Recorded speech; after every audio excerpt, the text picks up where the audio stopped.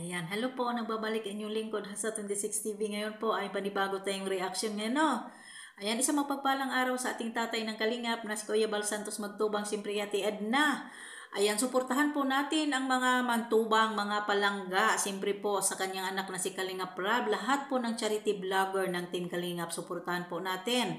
Ayan po, ngayon po ay isang mapagpalang araw sa ating mga OFW. Mabuhay po tayong lahat. Ayan po, sa wakas, mabuhay po tayong lahat. Mega love shout out. Mega love shout out po sa lahat po ng mga langga po na nagmamahal kay Rina. Siyempre naman po para sa akin. Ngayon, anong nangyayari dito sa mga matatandang ito? Ano ba, wala naman po masama kung kiligin. Pero bakit po ba kailangan natin personalin po si Kalingap Edo? Wala po tayong karapatan sa personal life ni Kalingap Edo. Alalahanin po natin. Isa lang po tayong viewers. Isa lang po tayong mga fans. O maidsi man po yan, o marina man po yan, o majamkar man po yan. Wala po tayong pakialam sa buhay nila at wala po tayong pakialam sa personalidad nila, no? Ito po kasi si ate, si nanay na wala pong pinagkatandaan. Ang sabi po niya, buti daw po hindi nagsisilo si Kalingap, si Biancy dito sa ginagawa ni Kalingap Edo kay Rina. Ano po ang nangyayari sa iyo, ate? Di po ba, sabi nga po ni Kalingap Edo, ay pang good vibes lang po ang teleserye na yan. Huwag nating personalin, trabaho lang.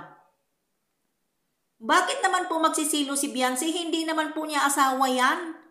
Sorry po, nabanggit ko po ang pangalan dito ni Biancy. Naaawa po ako dito sa mga matatanda. Lahat po tayo may kilig, pero wag po natin pasubrahan ang kilig natin. Yung kilig po natin ilagay sa lugar. No, ilagay sa lugar. Nag-I love you lang po si si Kalingap Edo para sa kanyang bunsong kapatid. Ganyan na po ang sasabihin ninyo. Yung hindi nagsiselos. Bakit naman po magsiselos si Biancy?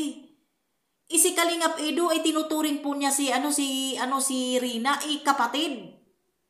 Paano magsisilos? Wala naman pong kaalam-alam si Rina dyan. Wala pong alam si Rina sa mga pinagsasabi ninyo. Alalahanin po natin, yung life natin, wala kahit sinong makakaalam at wala kahit nino man ang mag-utos kung ano po ang kagustuhan natin. Alalahanin po natin, ilagay po natin yung level up natin sa ilugar po natin yung pagka-level natin, yung pagka-hyper natin. Alalahanin po natin bilang isang fans, wala po tayong pakialam sa mga buhay nila. Di po ba? Jamkar, maano pa man dyan, Biancy o Idsi pa po yan, o nandito po tayo kay Rina. Alalahanin po natin, Diyos ko naman po ate, ilagay niyo po ang lugar, papaano, wala pong wala pa po silang relasyon. Kung baga ang nakikita po natin dyan ay love team lang po. Kung baga teleserye lang po ni Kalingap Rab. Huwag po natin personalin. Baka mamatay po tayo sa siging kilig natin. Masubrahan na po tayo, no? Lahat na galit na ninyo. Okay ate? Yan lang po masasabi ko. No, hindi po mag-asawa ang Idsi. Okay? Para magselos si Biancy. Okay? Nandito po si Kalingap Edo para suportahan lang po ang kanyang kinakapatid na si Rina. Mag-I love you lang po. Mananatiling beauty ng aming dalaga. Ganun lang po sinasabi para na kayong nag-aligaga. Wala pong personalan at isa pa po wala pong alam si Rina dyan. Okay? Yan lang po masasabi ko. Walang personalan, trabaho lang. Basta masaya po tayo sa bawat idol natin. Okay? Wala po tayong ganon.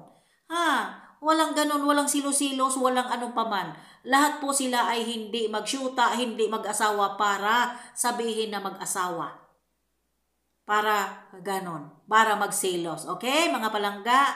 Okay, mga langga, hanggang dito na lang aking video. Maraming salamat. Kung bago pa lang po kayo sa aking YouTube channel, please subscribe, like, and share sa Hasa 26 TV. God bless po sa ating lahat. Mabuhay. Bye!